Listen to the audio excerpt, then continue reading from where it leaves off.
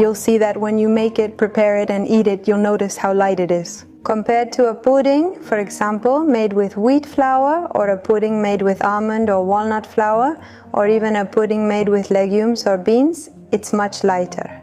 For people who have celiac disease or those who are on a flour-free diet, this will be great, also for vegetarians. And well, without further ado, let's start the recipe by adding 3 eggs to the blender.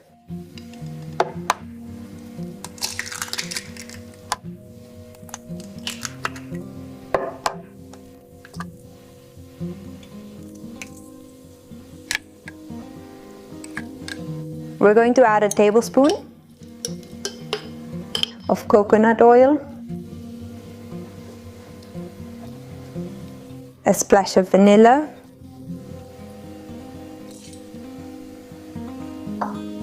and we're going to use 2 medium carrots or 1.5.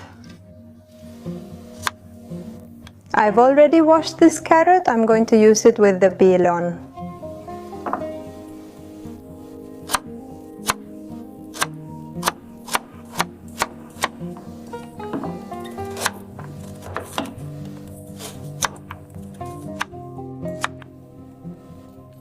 Even if you think it gives a strange taste, carrot is actually the star ingredient.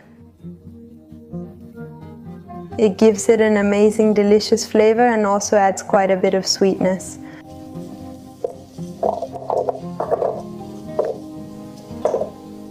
And right here we're going to add a tablespoon of baking powder, and we're going to blend this at maximum speed.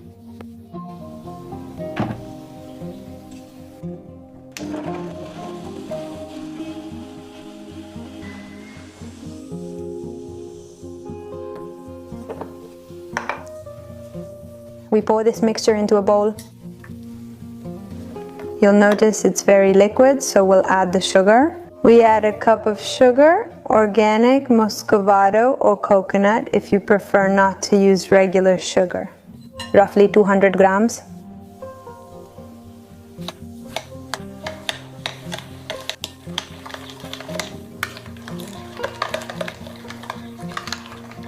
Now we'll add about 11 or 12 tablespoons of manioc flour, also known as cassava flour. In Buenos Aires, it's called manioc flour. It's not the starch, which is very fine. There's one that's like cornstarch. Well, not that one won't work for us. That one is used to make chipa, for example. This is the cassava that's dried. It's grated and dried. If you want to make it yourselves, for example, you can buy cassava. You clean the root very well, grate it thoroughly, and then put it out to dry in the sun, for example.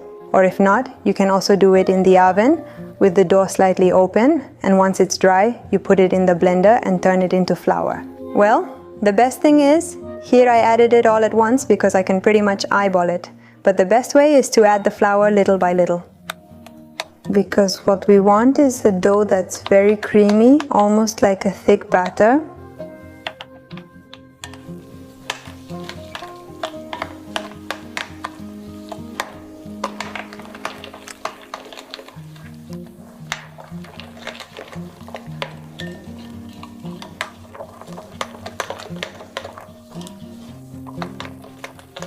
Well, see, it's starting to look like a paste. The cassava gradually absorbs the liquids and becomes thicker. This is the texture you should end up with. It's really like a paste. And quite liquid. Let it rest like this for 5 or 10 minutes, and that's it, whether it's in the bowl or in the mold. I'm going to put it in the mold now and let it rest there for 5 or 10 minutes so the cassava hydrates well. Then we'll put it in a mold. My eyesight is aging, but still works. If it's silicone, you don't need to put anything on it. And if it's metal, any kind of metal, put some parchment paper or bakery paper so it doesn't stick.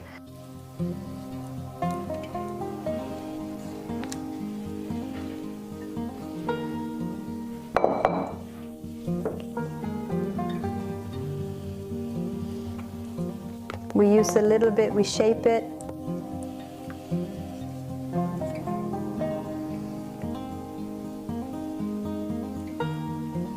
Alright, as I was saying, we let it rest for 5 or 10 minutes and then we put it in the oven. Set the oven to medium-low, around 180 degrees, give or take 100 degrees, and bake for 25 to 30 minutes. We're going to check it and test it with a knife to make sure nothing sticks to it. Once the 25 or 30 minutes have passed, we're going to check with the knife. Now I'll show you up close, and if it comes out clean, it's ready. What we do in the oven is poke it like this and see if the knife comes out clean. If not, it needs more time. We wait a little for it to cool down before taking it out of the silicone mold. Then we let it cool, and once it's cold, only then do we cut it. It's cool now, so I'll remove it from the mold. How perfect!